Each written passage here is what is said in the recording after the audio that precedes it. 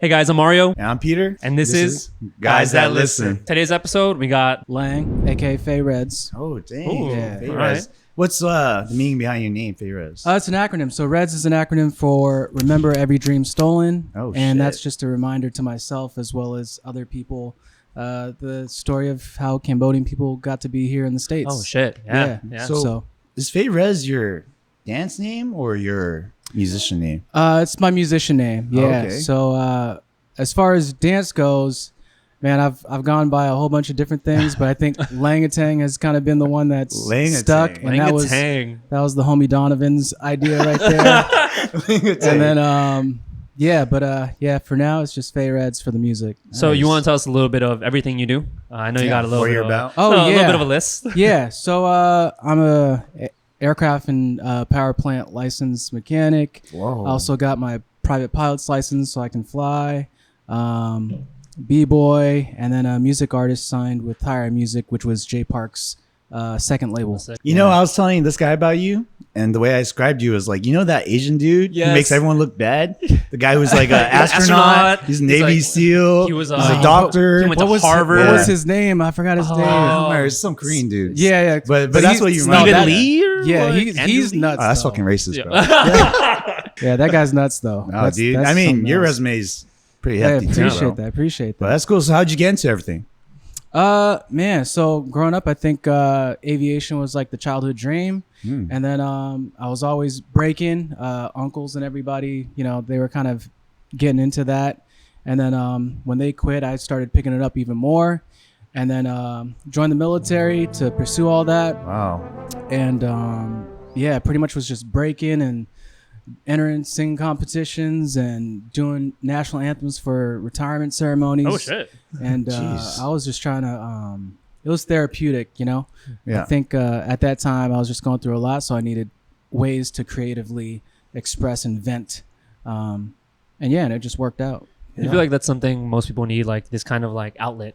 Or sometimes people talk about like you have this aggression and you do like Muay Thai, and you know, to get that out of you, you know. And some people have that creative endeavor or like they take all their like whatever they're feeling and just put it into that. Yeah, absolutely. I think an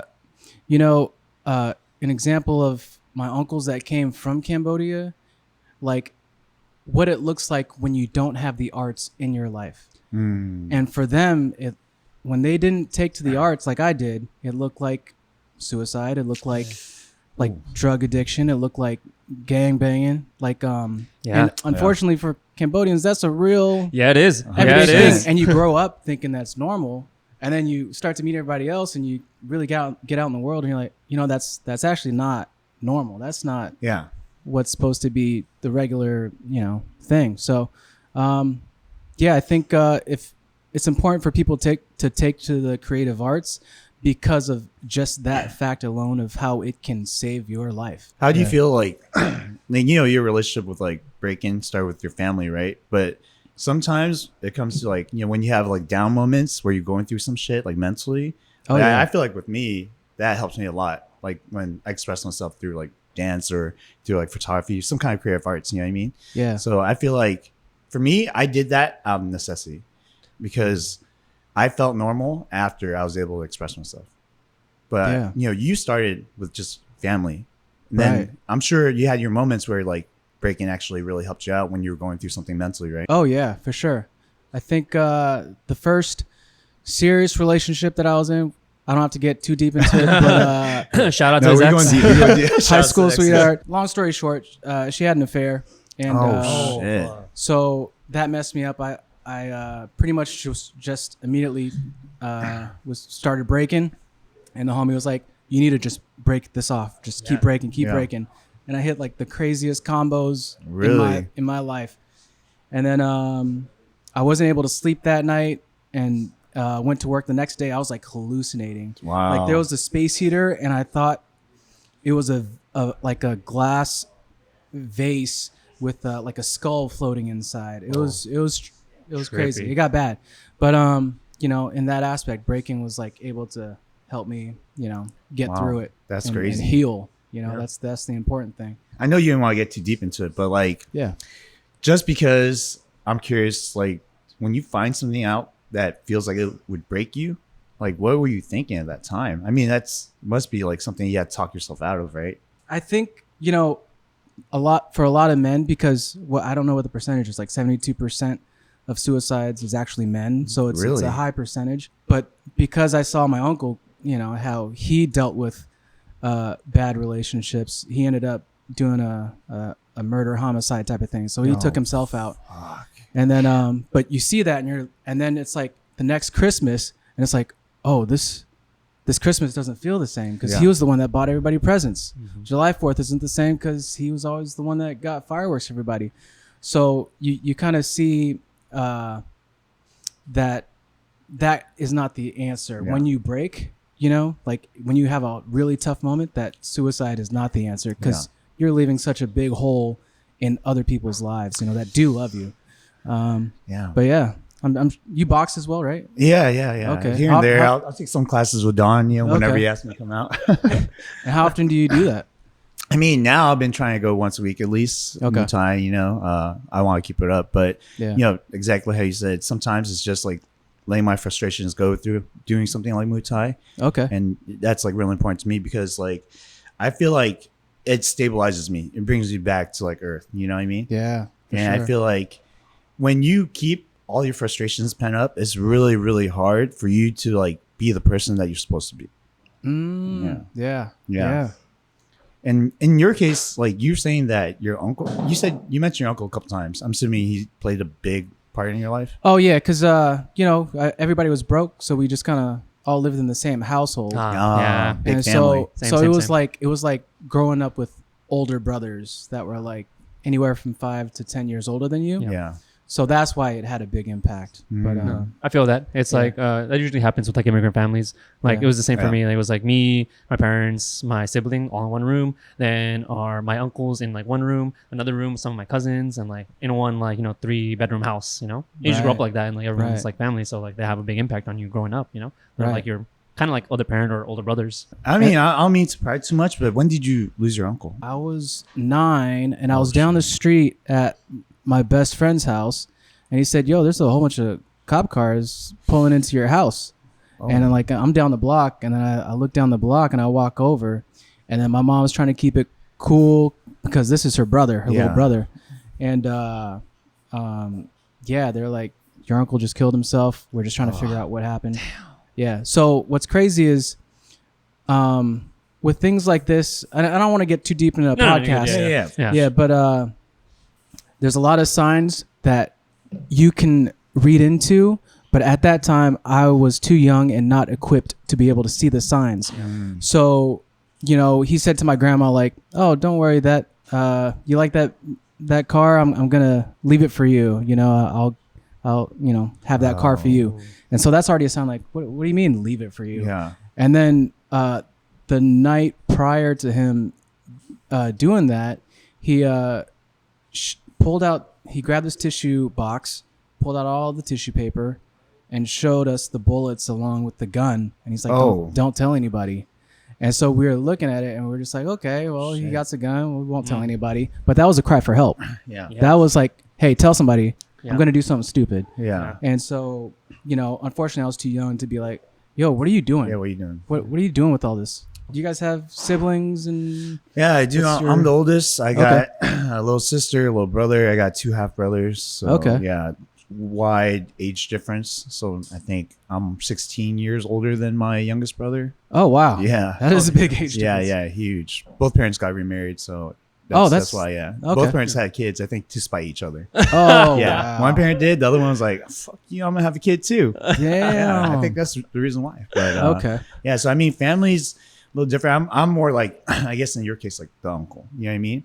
Okay. And like, there's a huge age gap, but we've lived together and stuff like that, gone through a lot, and I try to show my little brothers a lot of things. But fortunately, you know, like we're first generation here, and like I'm learning about, because I'm assuming a lot what he was going through was mental health issues, right? Right. Because that's usually what happens when people commit suicide. And I think for at least my parents, they didn't know how to handle like mental health.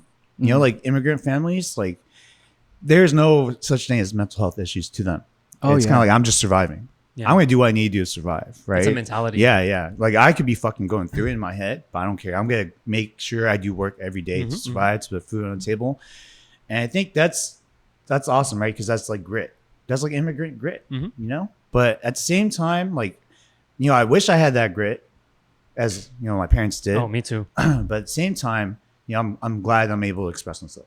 Yeah. And talk about things, you know, because my dad will never talk about shit. And all. as first gen, how do you actively try to pivot and break these kind of generational curses? Because we do need trauma. We have a lot of work to do. Oh right? yeah, we do. Oh, you dude, know, yeah. We're that transition phase. Exactly. You know what I mean? Yeah. So it's, I mean, I don't know how to do it, to be honest. I just try to be open and speak about things the way I see it. Right. Like, I don't want to hold things in. You know what I mean? I've done that. I tried to be the guy who's like, no, I don't feel anything. I think we've talked about this before, like that specifically too, where it's like for me, like I realize that we're first generation, and at least for me, because like I'm the oldest, I have a little sister. I feel like there's a responsibility for me to kind of like break these generational traumas and go past that and like have an actual conversation, because you know, like we were saying, sometimes it's like you're on this kind of like mental like just grit, just grind, just like, and you don't address your issues and you don't address like how you're feeling as like, you know, people who come from a whole other war-torn countries, you know. So in my family, like we've actually like we've over the years we've sat down, we've talked like, hey, like my mom had like a depression for a while, and like we'd sit down and we would meditate, we'd write, we like talk about it, you know. And it's like it helped us get closer. And at the end of the day, for us, all it was is a conversation. Like there's this kind of like weird barrier of like this like awkward uncomfortableness where you don't want to have this conversation with your family. You feel this like I don't even know how to describe this internal pressure, and it's just like no, I can't do it, you know. And I've gotten past it. I've had conversations with my sister about depression, with my mom, with my dad, who've talked about like, you know, our futures, if they're happy, you know, talk about love and like everything, you know. Try to become more modernized as a family, right? And at the end of the day, it's just a conversation. That's the one thing. You have to have that awkward conversation to get past whatever uncomfortability that already is there, you know, because they don't know how to like share their feelings. Growing up, most don't teach you how to share your own feelings or how to communicate, you know. You have to do that as yourself, you know, because you've learned about it, you know it. You gotta be the one. Yeah, you gotta be the one. And I've had to be the one, and I'm just like, okay, and just get ready to talk about it. Hey, there are guys that listen. Cheers to that. I mean, all right, speaking about like uncomfortable conversations, what was the most uncomfortable conversation you had to have with your family? There hasn't been anything too uncomfortable. It would just be more like the decision making process in some things. Like you know, my parents have a business, and you know, some of the things that they do, I'm like, you know, you need a permit for this. You have to apply for a permit to do this. And it's super cheap. It's $35. It'll save you a whole bunch of heartache and if something goes bad. But yeah, nothing too crazy. What's their business? Landscaping. And then nice. They've just turned that into like a decking and fencing business. So they just build it and they make it look really nice, so it's pretty cool. What's the name of the landscape? We'll shout it out to. You know. So it's shout out to the podcast. It's just Chance on D Landscaping. So that's just my mom's name. If you don't need your landscaping done, hey, Pacific Northwest. Hey. Cheers on that. Are they still living around here, or where do they live now? So I live in Seattle, just south of Seattle. Okay. I was stationed in Northern California, just in between Sacramento and San Francisco for 6 years. And then after my enlistment was done, I moved down to Cali and studied music out of Fullerton, was living in Anaheim and Long Beach. And while I was at Fullerton, I just self-produced 2 music projects, 2 EPs. And then that didn't go all that well. I was like, oh, this is going to be great. I'm going to find a way to make a living as an artist. And then I was like, okay. Shout out to all my friends over there. Yeah, it's a struggle. And then I moved back to Seattle, and I had already kind of given up on the music stuff. Wow. And then is your family based out of Seattle, or? Yeah, they're all from Seattle. Oh, shit. But yeah, so my crewmate Jay Park, huge artist in Korea. Shouts to Jay Park. Yeah, he I picked him up one day to go kick it at the homie's house, and he was like, "Yo, I'm thinking about starting a second label." And I was like, "Oh, dope!" And he was like, "I want you to be part of it." Oh, and dope. then so nice. I'm driving. I'm just like, oh, that's like on the outside. I'm just like, oh, cool. And then like, yeah, I'm down. That's cool. But inside, I'm like, yo, let's fucking go. Yeah. This is Jay Park. We're gonna do some. Yeah. So you know, we did South by Southwest. We did a U.S. tour. Nice, dude. Did a crazy dope music video where I'm like in an all white suit. Ooh. Sick. Yeah, it was smooth. We gotta put that up. We gotta put Yeah, that up later. yeah. It's called a Smile, Fay Reds Smile. Okay, gotcha. And then yeah, so it was kind of cool to like when you kind of just finally let go of something, and then how it kind of comes back, and it's just like, no, not yet. Yeah. I'm not done with you yet. So that's what music was. I was like, oh, I'm kind of done. And it was like, no, let me come get you. So for you, do you believe like in fate? Do you think this is like destined to happen to you? Fate is tricky. Yeah. I definitely like you see some athletes and performers where you're just like, fate. You are destined to do what you do. Yeah. There's Michael Phelps. you're just Yeah. yeah. You're just undeniably great at what you do. That's fate. And then there's a lot of people who you could just feel and tell and see that fate doesn't really have much to do with their lives. I don't know if that's a lack of engagement on their end or what, but I definitely do believe in fate and destiny and all that stuff. And but I do think that you kind of have to be proactive in meeting that fate and meeting that destiny. You have to like work for it and you have to manifest it. Navigating away from that kind of fate where it comes to like skills, hobbies, or whatever's. What Yeah. about fate in like relationships? Like, is there the one? Ooh, is there the one? Like I would hope so. I'm single, so I'm hoping that there's the one. Yeah, I think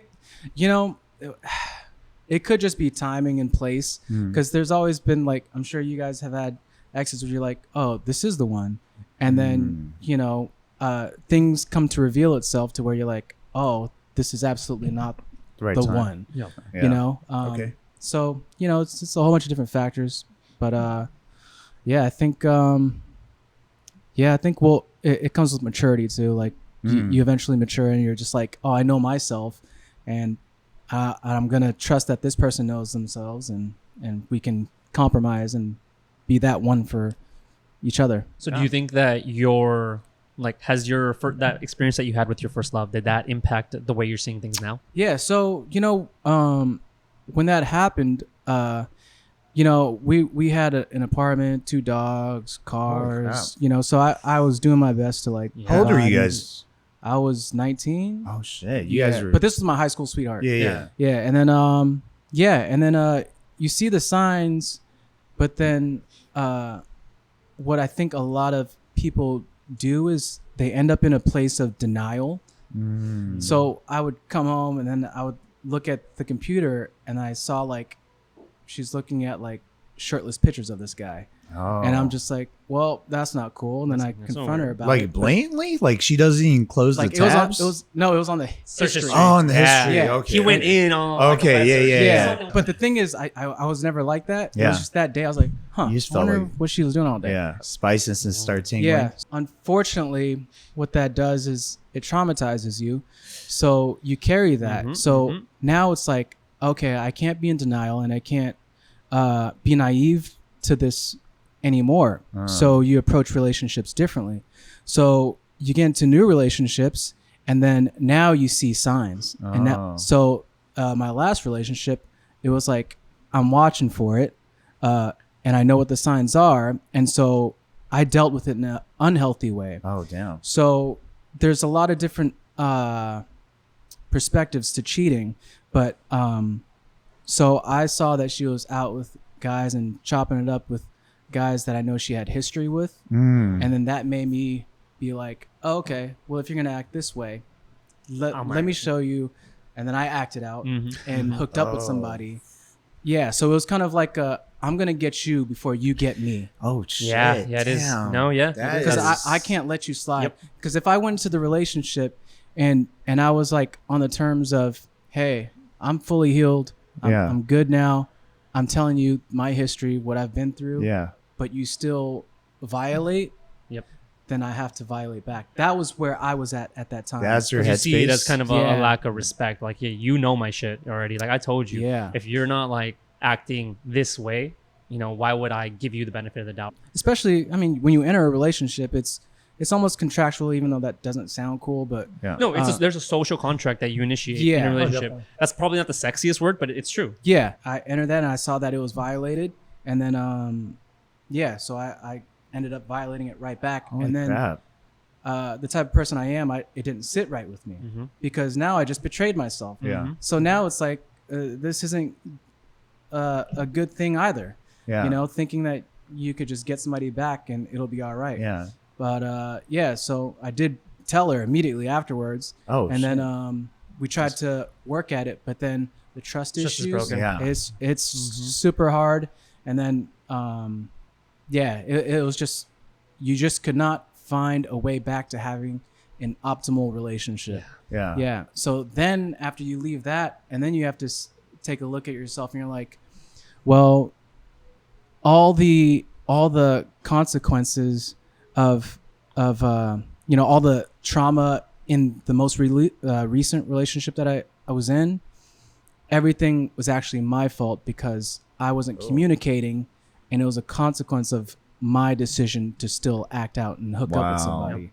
So that's a big thing to own up to, because you're like, It's I huge did this to accountability. myself. Yeah, it's part of growth. Yeah, it's part of growth. So now it's like, if you really want to have a healthy relationship, you need to communicate like, hey, your actions, you're doing this. This is not what I had envisioned for our relationship, and I'm going to see myself out of it unless this behavior changes. And that's the best way to approach it without betraying yourself. How long ago was that? It ended 2020. 2020. Oh shit, Yeah. COVID times. Yeah, COVID Damn. times. Yeah, COVID. yeah. And you've been single since? Yeah, I would date Yeah. here and there, but But not like a full blown relationship. yeah, not a full I blown mean, relationship. You're Don's friend, so I figured you're a dog. So. Yeah, so I mean, how do you feel like moving forward? Do you get past that? Because I mean, that last thing was, it's 2 years ago. It's not fresh, It's not, but at the it's same not- time, like healing takes fucking time. and that's the thing. I think people overlook the amount of time that healing takes. But I do think at that time, because I had already in my head determined that the relationship was not optimal, and I could not find a way to repair it. I suggested counseling. I suggested, couples counseling, and doing all the things like still courting her and all that stuff. Oh man! And then once one side stopped showing up, then I was, after like 8 months of that, I was like, okay, if you want to stop showing up, I think it's time to end this. Yeah. And so that's what I decided to do. How do you feel about dating white girls, like white Oh. women? Have you had that experience? Are you able, as someone who has this minority experience, are you able to date someone outside of that experience? Yeah, I think the most important thing when you date outside of your own race, I feel like, is that they understand. They're able to come from a place where they understand your experience, and they can empathize with the things that you've gone through. I've been in relationships with Asian women that weren't able to empathize with what I experienced, and they kind of said, "Oh, that sounds like a Asian guy thing," and it's like, oh man! and it's like, what does that even mean? Oh, I'm telling them man. something that I'm feeling and experiencing. What is an Asian guy thing? Like, I don't know. And then there's other people outside of your race who they just understand what you're talking about, like intuitively, and it's like, well, how does this work? So it's not really so much about the color; it's about the soul and the spirit of the person, like I was saying earlier. Yeah. that won't get you canceled. Good answer. Yeah. Yeah. I also think because to be honest, it's sometimes really hard to understand certain people if you don't experience it yourself. But Yeah. people who are really open minded, I think that's really important too. Yeah, Because absolutely. like as long as they're willing to understand or try to, I think that's good. Yeah. Because it sounds like that Asian girl already had this idea in her mind of what Asian guys or Yeah, Asian guys yeah. do. You know what I mean? Yeah, So for that's sure. why it kind of like made you feel a little off when she said that. Yeah. But from coming from a person like, let's say like if they're say a white chick or something like that, if she's trying to understand where you come from, even though she doesn't have the same background as you, I think that's kind of like where relationships really flourish, just when you try to understand each other and not so much like believe what this person's about, but like try to understand where they're coming from. Right. Right. I do see that. Yeah. But I don't know. At least for myself, like I can appreciate someone who's like trying to understand you and very open to it. But if you don't have that baseline of some kind of experience, it's hard to let it flourish. You could be completely different and be open too. But I found that those relationships are still difficult to kind of like flourish. Do you feel like you can't date a white girl then? Yeah. Really, you can't. I've tried. I have tried. I'm not saying Yeah. I won't or anything. I'm saying I have tried. Yeah. And I have had women who have been open, and like, oh yeah, let me understand your experience, everything, the way you think, and like, because we culturally we're different. Yeah. Sure. But it's just there's something that just I don't know. It doesn't click. It doesn't. There's something missing there that I haven't got when I've dated minority girls, who have been poor, who've had immigrant parents and stuff. There's just something different where I'm like, okay, you get it, you understand. There's this intrinsic knowledge that is hard to find with people who haven't had that same experience. Gotcha. And some of them have been open. I'm not saying they're not. Oh, It's okay. just there's just that difference. That's crazy. You? No, I've never ever dated anyone except Asian people, to be honest. And it's not because like I'm racist. Yeah. Not So, but have you, anything. in between dating Asian women, have you experienced like different levels of understanding and empathy? I have. So, very similar to you when you said like, oh, that's an Asian guy thing. I have dated someone who's Asian and they're like, oh, that's like an Asian guy thing. Okay. So You mean your ex? yeah, my ex. His ex is basically white. Oh. Let's not. Yeah, she grew up in Michigan, and then she grew up in Huntington Beach. So that's her kind of background. You know what I mean? Okay. So, like, I get it because the way I think is like I try to understand where they're coming from, and like I try not to judge them too much from their lack of understanding because where they came from. You know what I mean? Like she's not gonna know that that's like a weird thing to say because she comes from an area where it's not weird to say stuff like that. You know what I mean? So I think like I let her like get away with those things, but I would also acknowledge it and be like, hey, like maybe it's not cool if you say that. You know what I mean? You can't say ching chong, ching chong. Yeah, no, So- you can't be pulling your eyes back and shit. Do you guys feel like there's an element of all of these kind of things that might just be in our heads? Yes. That is actually really common because in general, when people date, they're like, oh, I don't.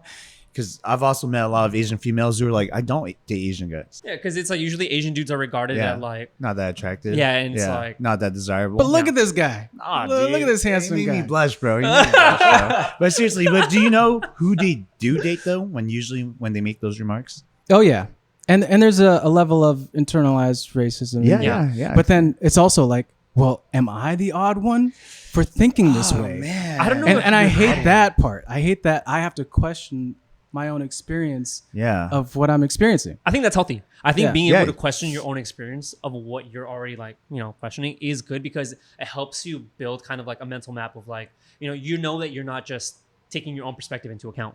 There's other people's perspectives. There's Yeah. other ways Absolutely. of viewing the world. It's like you're probably still right, but at least you're taking the time to be like, okay, let me check. Maybe I'm not right, but you are. Yeah. Are you questioning or are you doubting? Yeah. Questioning, That's doubting. actually very good. That's actually the big question Yeah. right there. In general, like that's difficult, right? Especially when it comes to dating, because you're like, does this person, let's say you want to court someone or talk to someone, and you're like, does this person not like me because of my skin color, or is it because of me? And that's like a Right. question you kind of have to ask a lot. Probably both. Yeah, because honestly, I've heard the opposite too, where someone likes someone because of their skin color.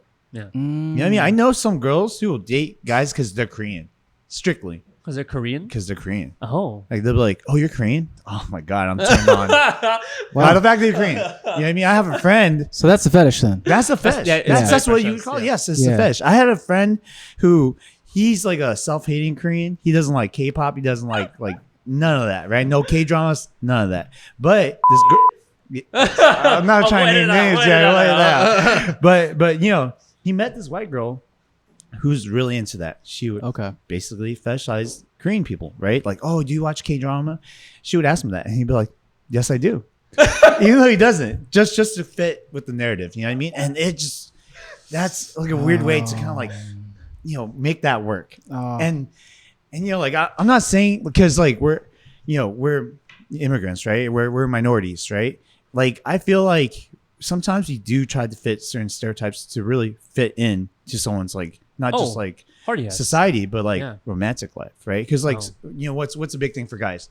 Like, oh, we gotta be tall, right? That's like something Yeah. that girls like want. Yeah, for but sure. there's certain things we can't change, so we change things within our personality in order to fit that.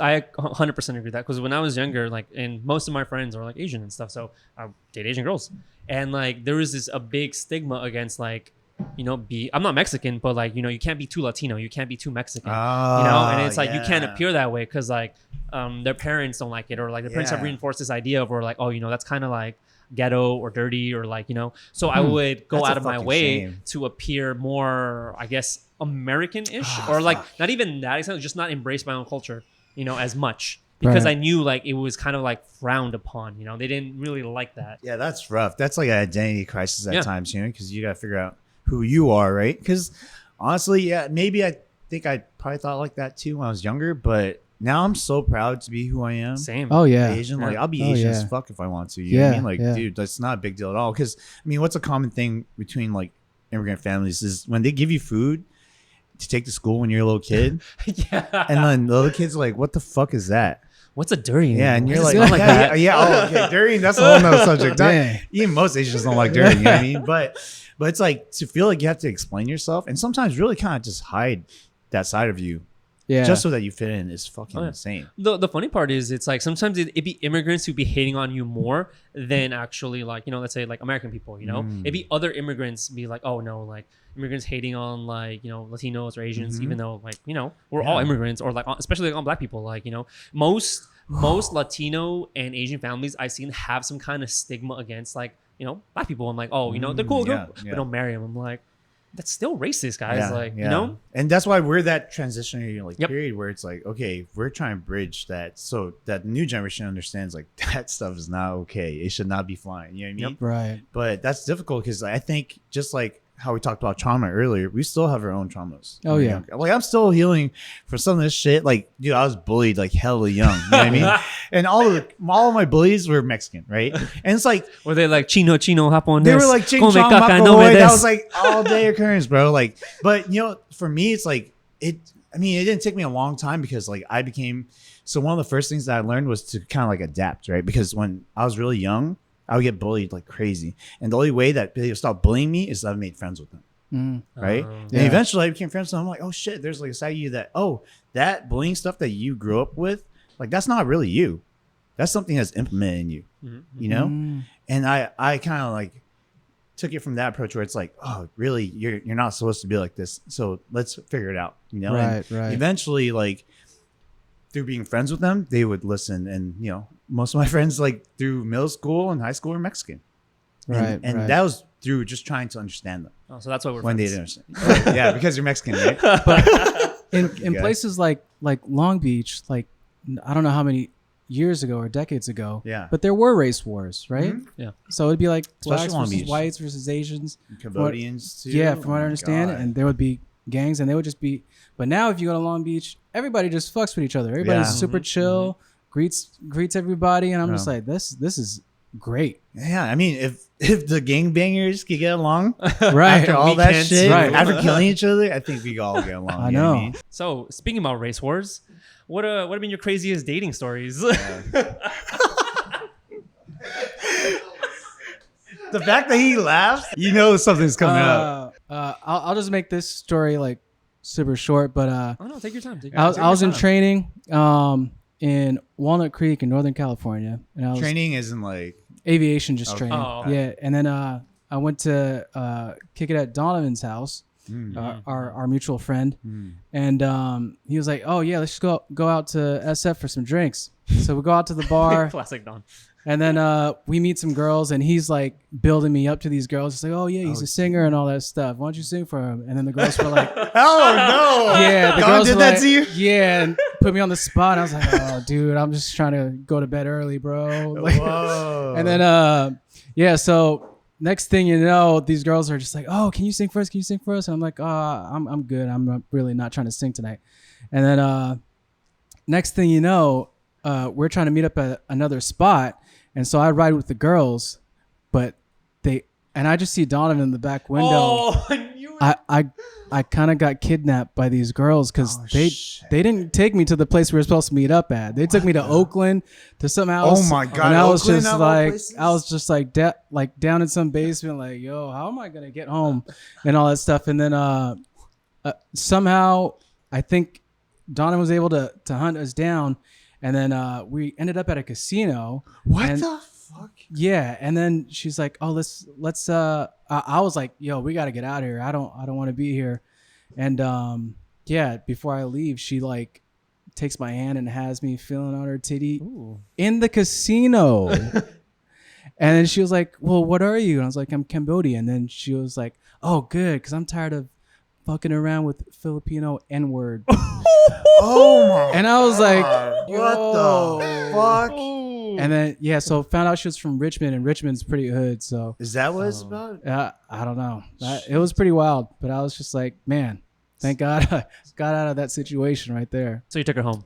Yeah, we hooked up.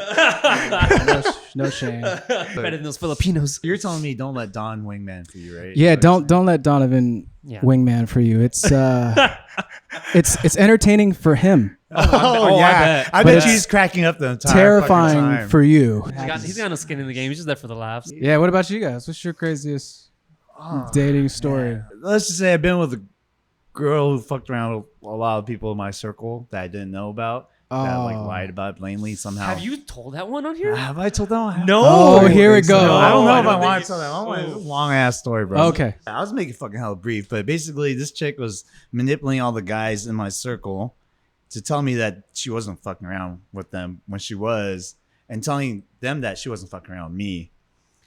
And then it became like this whole fucking thing where Like 3 or 4 different dudes. yeah. And then when we figured out, like when we all came to the conclusion, like, oh shit, she's fucking playing us.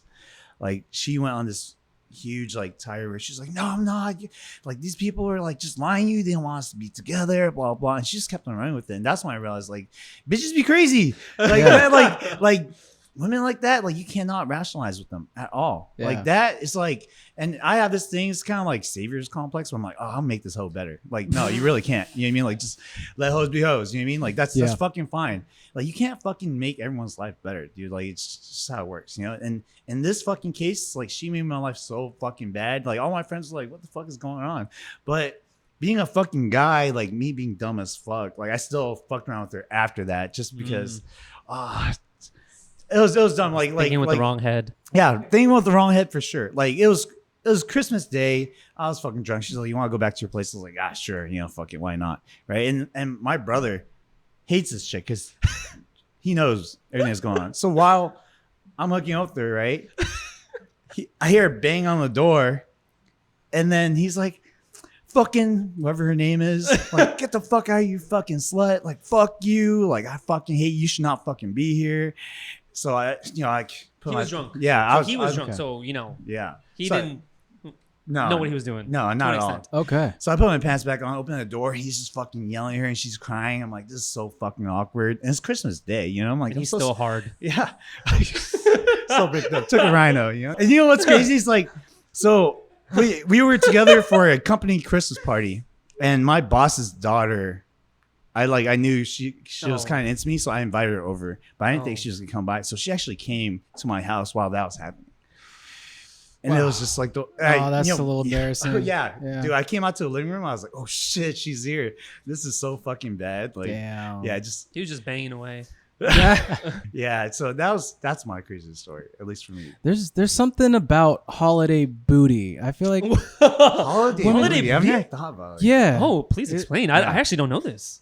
Yeah, I feel like a lot of women are like more charged Oh, you mean cuffing season? on just like it'll be like Thanksgiving and Oh, Do Thanksgiving. you want a platter? Like, No, Yeah. I want to get stuffed, not the and turkey. like you just said Christmas Day and you're just Yeah. like, so I don't know. I feel like that's true. I feel like holidays is one thing. Also, when they travel is another thing too. It's Oh weird. yeah. Yeah, when That's travel is that's just kinda obvious, Like, yeah. yeah, dude. I hope this becomes a normal thing. Yeah. You heard it here first. Yeah. So what's your wildest dating story? I mean, you gotta be brief because we Yeah, already went through so it, I've but- told the story on the podcast Okay, already okay. before. I told it, but like I think that's my craziest one where it's like this is because he's had so many, so he doesn't Yeah. know. Oh, okay. I got a better one. Oh, really? There was this girl that I was seeing, and we were dating and everything too. Maybe like a month or two in, and it had been her birthday. We were in bed and everything, and like we're just like cuddling up, and like we're talking about a word. Like I was like, "This is a real word." She's like, "That's not a real word." And I'm like, "Yes, it is." And we Googled it, and I'm like, "See, I told you, it's a real word." And she was so mad, and she was like on top of me, and she just you could see it in her face. She was like, and she fucking swung at me, just like Oh. right in the face. And I was like, what the fuck? So I'm like, get her off me, get out, like, I'm putting my shirt on, I'm leaving. I'm like, this fucking bitch is crazy, like, so I'm leaving, and she like reaches out, and she's like, no, wait. I have you cancer. again. I have cancer. What? Jesus fucking Christ. That's So then I was like left with like I'm like, what do I do? Am I the dude who just leaves this girl who has cancer just because she hit me? Or I'm like, do I go? Do I stay? I don't know what to do. Wow, you're a good guy. So I'm like, oh all right, my I guess I'll stay. gosh. Wow, you stayed. No, I stayed, and then we dated for like another 6 months. I was Oh, young. you're addicted to the adrenaline. Oh, Look it at was you. It was the toxicity. Yeah, highs and lows. Toxic women, bro. I'm gonna tell my homie's story because it was pretty wild. Yeah. So he's one of the player types, or was one of the player types. Oh, Oh yeah. Oh well. But yeah. So yeah. He hooks up with this girl and he knocks out and he wakes up and then he sees her in the corner of the room, standing and staring in the corner, not saying anything, and this guy's like he's set like bench press records type of guy, Oh, so and he's 9-0 Muay Thai undefeated. Oh, that dude. When Wow. when he was fighting, and so just a really tough guy. But this guy said, "Oh hell no, I'm gonna pretend I'm sleeping." So he just tries to go back to sleep, and then he wakes up like an hour later, and he doesn't want to open his eyes, but he opens it, and she's standing over him, looking at him, God. not saying anything. Oh my gosh. Dude. Yeah. So and then I got fucking. and then he had to lay there and just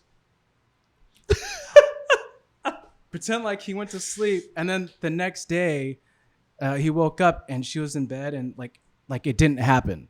And then he was like, "No, I'm gonna drop you off. You know, you gotta get out of here." And he hasn't talked he didn't talk to her for a long ass time. And then she apologized after. Apologize. You know. What was the reason? Like, she So sleepwalk? apparently, from what he was saying, was that she was apologizing because she was actually in a psych ward not too long before Oh that. my God. So you kind of have to be careful who you hook up with. You just never know. But Yeah. that was probably the most intense hookup story I've ever heard. I would Oh. just be freaking out. Dude, your homie just going back to sleep? Oh, fuck that. Yeah, I would fuck have been. that. I Hell would have been no. out of there. I Sleeping don't care if with it's one my eye own house. open, I'm bro. leaving. Like, you can stay. I'm gone. He went back to sleep. You know, there's fight or flight or freeze. Yeah. I think he froze. Oh, shit. And just didn't want to deal with it and pretended, you know. She like knifed them or something. And then Oh my gosh, yeah. But, I've seen something like that with a knife. One of my homies, Connor, he was like, Oh. he was Oh, dating this like older like divorced chick, and then I guess she thought that he was like hooking up with some other girl. I'm not sure if he was, but we were all just drinking at my pad. We were roommates, and then like next thing I know, like she slams the door, like all our bottles and everything we're drinking like falls off the table and just like breaks, and we're like, whoa, what the fuck's going on? She's like, I know you're fucking around with that girl.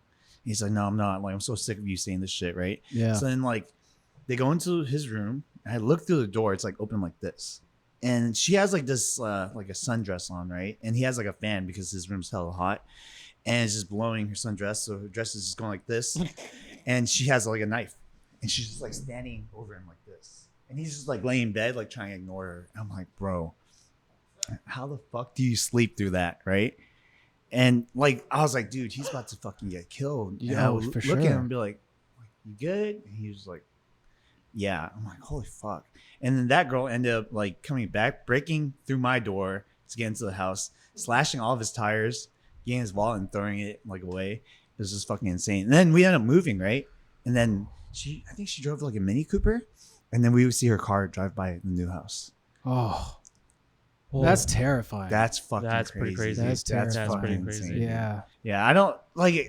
It's like, what do you do with people like that? Because like they obviously have Run. problems, but I'm like, dude, how do they get past that? You know what I mean? Like, and Yeah. let's say like you know someone who's like that, and they're not like that anymore, supposedly. Yeah. Like, how do you look past that? Yeah, that's tough, man. You don't.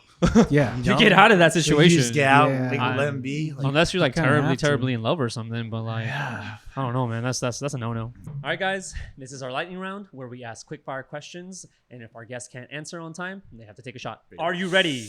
Yeah, as I'll ever be. All right, 1, 2, 3. At what age did you lose your virginity? 17. Ooh, most embarrassing moment.